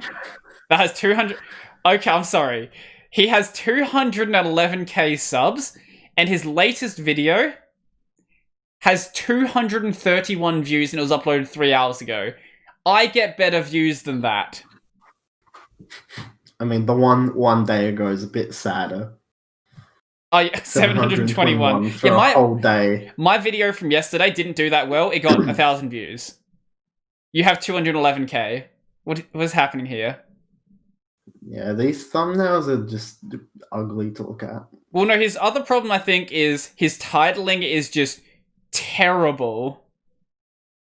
How to download and install shaders in Minecraft map in 1.16.1 voxel map for Minecraft 1.16.1 exclamation mark in the bracket. My guess is he's probably got some really popular video. Let's see. Sort by well, it'd be the Optifine one, surely. Maybe. He's got, okay, how to make a Minecraft 1.14 server, how to play Minecraft 1.14 with your friends. 1.8 million views. And then the shaders. Yeah, and then shaders, Crazy Craft, Optifine. Optifine. His older thumbnails were better. How to install custom maps in Minecraft 1.8. 5 minutes, straight to the point. I can't talk, my videos are way too long, but... Yeah, you just come over to my channel. There's like 2 videos over 10 minutes. I'm all about getting right to the point. Most of my videos are like fucking 15 plus minutes long right now. But yeah, the problem with his thumbnails is he has some text that's really difficult to read. Mm-hmm. So that third line of text on that how to make a Minecraft 1.14 server, how to play with your friends.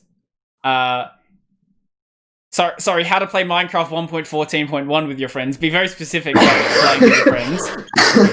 You don't need to say that twice in your title. But the third line of text, you basically can't read it, and on a phone you wouldn't be able to read that. Mm-hmm.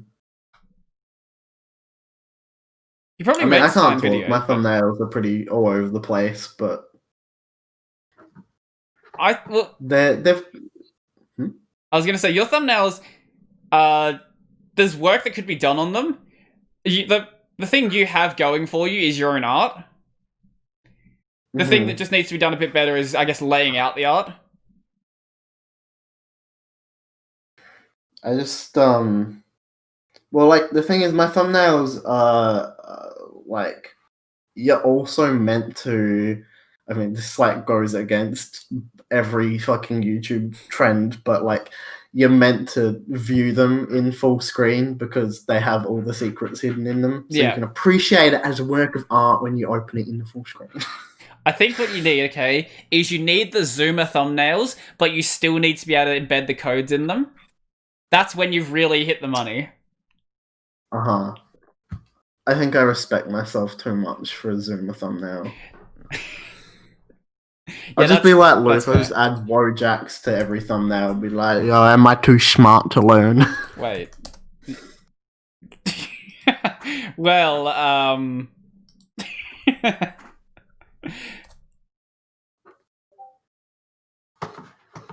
you could just do what Luke does.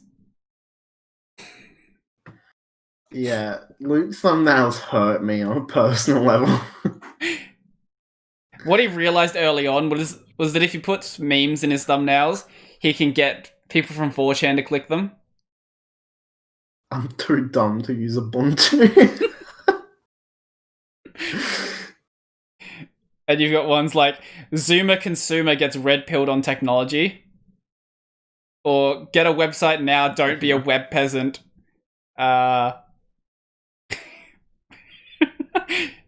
Amazing. Yeah. Luke's thumbnails are absolutely exceptional. Like, they are actually a work of art.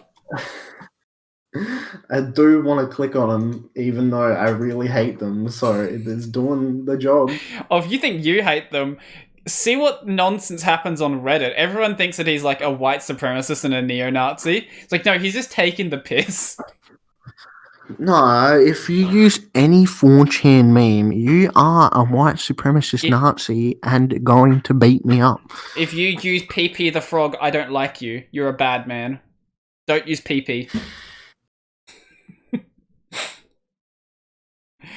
Oh, identity politics is cancer. Yeah, just avoid it. It's for the best to avoid. It's much easier if you just don't. Too stressful. Yeah, just don't. I got involved with that earlier on with like an old Twitter account. Just don't. It's a bad idea. Mm-hmm. Just when it comes to voting, pick the party that has your favorite policies. That's all you need to care about. Pick the weed party. Yeah, pick weed party. 420 every day, all day. For anyone who, yes, there actually is a weed party in Australia. Isn't it called the hemp party? The hemp party, yes. But yes, they're the weed Where's party. the other drug parties? The DMT brigade. The methamphetamine squad. Yeah, I'm sure running on methamphetamine in Australia would get you real far. Yeah, totally. You just get all the druggies to vote for you. That makes up like 3/4 of the country.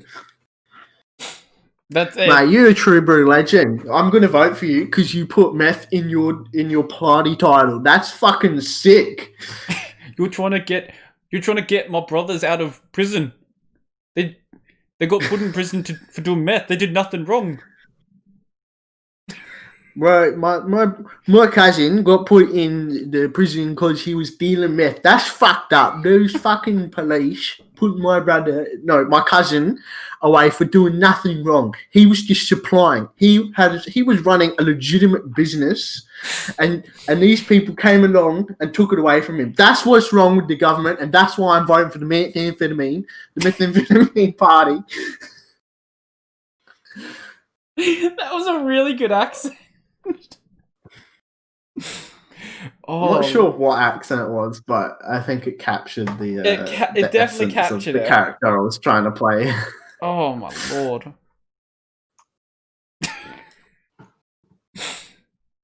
God, that was absolutely exceptional. It's beautiful. I have been playing Ratchet and Clank 1 on my Vita. Ooh, how's that been going? It's quite nice. I've like slowly been playing through all like the 3 original ones. I usually play it in order, but I've been playing it in reverse order. Number 3 is not as good as people say it is. What was 3? Was that 3 is the one with Dr. Nefarious. I know. I don't remember. I don't think I ever played that one. What was the name? Up Your Arsenal. Right. Yeah. Okay. But yeah, I think 1 is my favorite, but 1 and 2 are probably the best out of all of the games. Yeah, I played 1, 2, Gladiator, and I think one of the later ones after that. What was 2 called outside of Australia? I know here it was called Locked and Loaded. Going Commando. Right, yes. You're more of a Jack and Daxter person, I believe. Yeah, no, keep that channel a secret. That's going to be a big reveal one day. That's the 100k subscriber special. Yeah, just watching all of the videos on that channel. Sorry? That's the special. It's just watching all the videos on that channel. Okay, there's like 3 videos on that channel. And only one of them has me speaking. I did have older videos, but I think I deleted them. Just watch the Jack and Daxter one then. Mm-hmm. I don't know, if I give too much information about what else is on the channel, someone's going to find the channel. But there was also a video about Pokemon sprites. I think it was a Pokemon sprite competition. Yes, I remember you showing me that. That was such a bad channel. Yeah, your old channels were you know what? I was going to say I have lots of old channels that are bad, but I think that one is really the worst. Yeah, no, you actually had good content. You were like making short films as a kid. Yeah, I was making Lego animations and short films on iPads. Zombie movies and stuff. Yeah, zombie movies with zombies that didn't look like anything like zombies. Did you guys even do anything to them, or was it just you in your school uniform? I don't remember. It's been a while since I've seen it. We were just in our school uniforms. Like, the videos were meant for like a filmmaking class. Right. But I just wanted to put them on YouTube to archive them. Imagine if someone found that channel rather than your main channel. I'm pretty sure that channel still has more subs than the current one. Oh. I'm okay with it. No, you You need 100 subs on your main channel. What's going to be your 100 sub video? You did 46 subs or whatever it was. 56, whatever. I did, and then I got rid of that video. Because it's awful. It's still on library, though. Is it? I thought I tried deleting it, but it just wouldn't let me. Oh, okay. It might have been removed then. I don't know. Okay, well that's a cursed video that I don't want anything to do with. But hey, you have way more subs on library now than you do on YouTube, so I do, and it's annoying because I can't upload the video that I want. Like, I don't think the 2-minute noodle one or the poem is uploaded on there because they haven't synced over, and I'm pretty sure the file sizes are too big to upload onto library for some reason. You can do it through the desktop app, through Library TV. I think there's limits. But you should probably chuck it through Handbrake anyway, because they won't do transcoding for you. Mm-hmm. So just transcode it. Honestly, I would say get into 720p and make it as small as possible without degrading the video quality. That would be my suggestion. Okay. Well, I might have to do that then. Yeah. But I think to do syncing, you have to have like 100 subs on YouTube now or something like that, which is a little annoying. Mm-hmm. I mean, at least it stops like spam from like just being uploaded onto library, I guess. It stops certain kinds of spam. Yeah, not all spam. There's still a pretty big spammer problem. I think that a lot of people have given up though because they were getting their rewards instantly revoked if they tried to do like view farming or anything like that, or follower for follow. Mm-hmm. But there's still a couple of people that are doing that, which is annoying. Oh well. I think it's still going to be inherent in any platform. You're just going to have people trying to fuck with it. So I think the big problem with it was the fact that they could easily make money. That was the biggest problem with it. Once you take that away, it does disincentivize it a bit. For sure.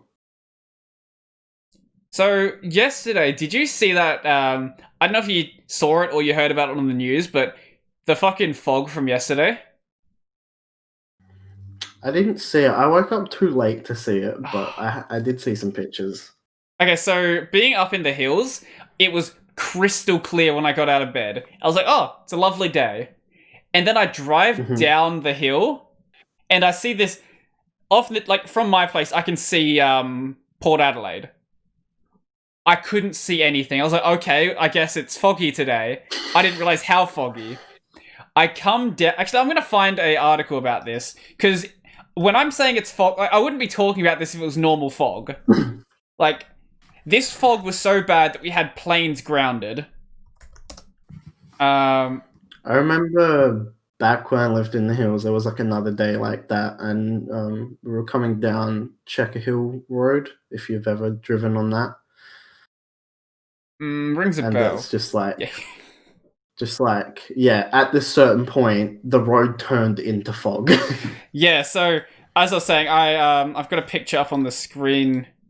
This pretty much shows what I would have seen when I was coming down the hill. So from my house, I can see Port Adelaide. So I can see all the way to the ocean from where I live. And I was like, I guess it's foggy. Come down the hill, and it starts getting a little foggy. I was like, okay. And then I get to the bottom, and I can see literally 20 meters in front of me at best. So I would get to like a set of lights. I could see the lights. Anything past the lights, grey. I basically couldn't see it. Like, that's how fucked it was. Interesting. But, yeah, planes were grounded most of the day because you can't fly in that because you can't see anything. So until 11:30 a.m., it was... Every plane was grounded. Fuck. So you ended up missing that, did you? Yeah, I was just asleep. I had like I think I had minor food poisoning, so like I was just my stomach like most of the night was just how fucked. And then like I finally fell asleep at like 4 or 5, and then just slept in until like 1. I had to get up for work at 9 a.m, so I was like, nah, fuck this. You know. But do you know what would have done it? What? The food poisoning. Oh, no, I still am not too sure, but I think it's like some pasta sauce that I made that I left out for too long. I just put everything like in a container and put it away as soon as I don't need it. I'm always worried about food poisoning. Yeah, well, like I think it was sitting in the fridge for too long. Ah, that'll do it. Normally, like I freeze like pasta sauce like a day or two after I make it, but it was sitting in there for a little bit. I think that's what did it. What my mum has decided to start doing is she dates everything. So no matter what she's putting away, it's like, oh, here's like I opened a box of cereal. Write the date it opened on it. Here's something I put in the fridge. Write the date that you did on it, because you might end up forgetting something. It might look fine, because like pasta sauce, unless it's been in there for a long time, it's probably not going to start looking bad. But yeah, it's probably a good idea. That's not bad. Might have to try that one out. For me, I tend to just take stuff out of the freezer as I need it, so I don't really have as much of a problem. Well, the other day I purged like everything that was in our fridge. Like there's fucking sauces and shit that had been in there for like 3 years. I'm like, when I moved out of my parents' house, you don't know how much shit we found in there that was just really out of date. Like sealed pasta sauce from like 6 years ago. And we had soft drinks that were literally 5 years old. It's like, what am I looking at? How has it been in here for this long? Just hoarding it. Why not? Pretty much. How long have we been recording for? 2 hours and 2 minutes. I reckon it might be time to wrap it up. I'm getting a little bit hungry. Oh, good man. Yeah, I had some lunch just before I started this, so I'd be good for whenever. I don't think there's anything else that I really wanted to touch on. I guess one last thing one last thing we should probably, or I guess I can talk about is, you said you're looking for work, so you said that wasn't going too well for you, but what have you actually been looking for? Just, I feel like we've had this conversation before. Have we? I think so. I don't know, just any IT stuff, but I think I'm going to broaden my horizons a little bit. Have you been trying to put together a portfolio or anything, or just go and see what happens? Kind of just going with the flow, you know. I really should be putting more effort into it than what I am, but I don't know. I've been doing some self-improvement stuff. If you go back and watch the previous podcast, you'll be like, holy fuck, you look so depressed. Well, to be fair, you had like the hood on and your hair was like fucking all out. Yeah, but I mean, also, my general face looked very sad. Yeah, I guess that's fair. But I reckon I'm on the up and up, so, you know, maybe I'll actually want to put more effort into stuff now. Well, hopefully it goes well. Hopefully. If not, I'll just wait till Matt Pat finds my channel. One day, 10 years from now. When he's on his deathbed. Honestly, I expect, like, it's weird seeing all the old YouTubers still being around. I get that it's a job, but like you see people who started when they were like 18, 20, and now they're in like their early to mid 30s and they're still doing the same stuff. And for some people it's okay, but then there's some people like There's a Call of Duty channel called White Boy 7th Street. And no. do you know who that is? Yeah, I do. Do you remember his intro? No, I don't think I ever actually watched his videos. I just know who he was. The way he starts COD videos, channels used to be so massive. the way he starts his videos, like, "Hey guys, this is White Boy 7th Street." And he still does the same thing, and he's like in his mid-30s now, and it's weird. That's rough. It is a little rough, but I guess he's kind of got himself stuck. But I'm not going to keep you too long if you want to go get some food. If you want to end it off here, we can do that. Yeah, I'm happy to end it. Cool.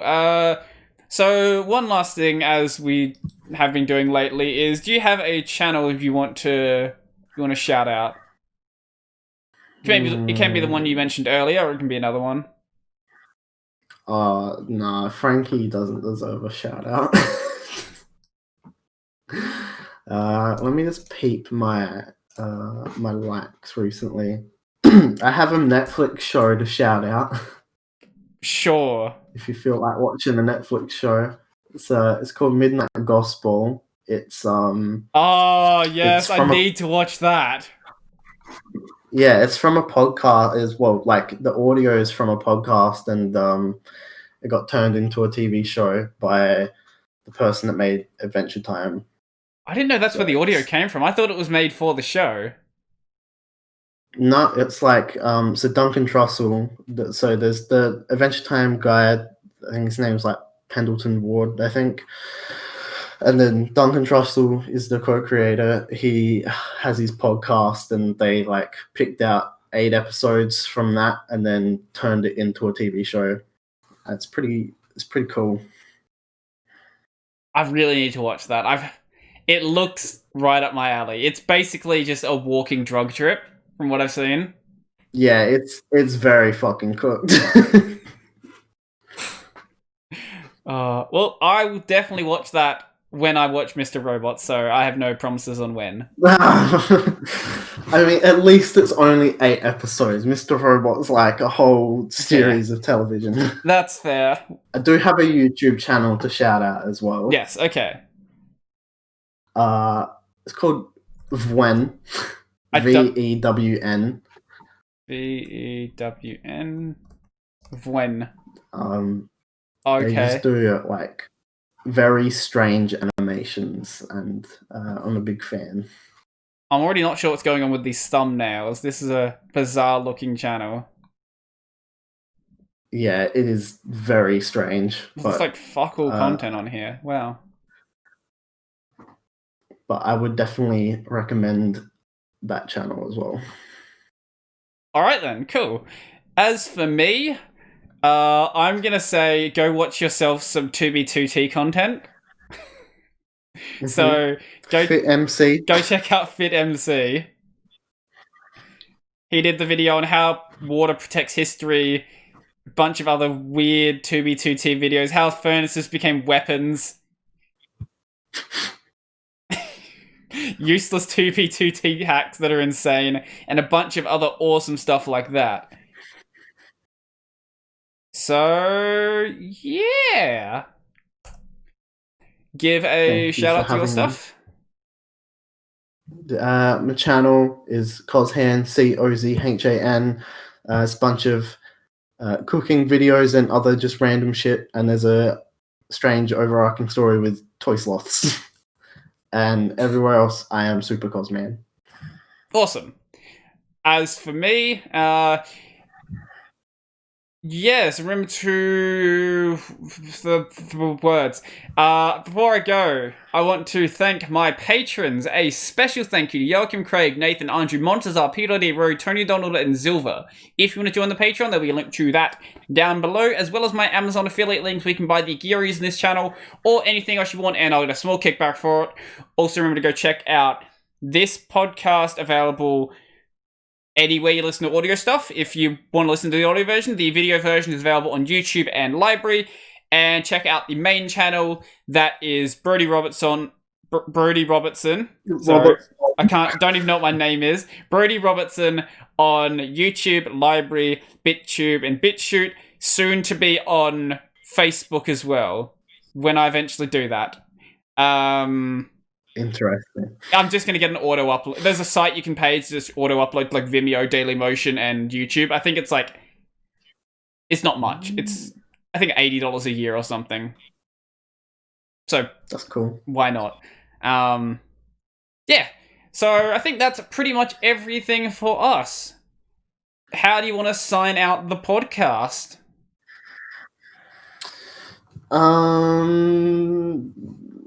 Lizard Squad. Praise Lizard Squad. All right, then we can do that. This is the sign. This is the sign of Lizard Squad, is it? Yeah. See you guys later.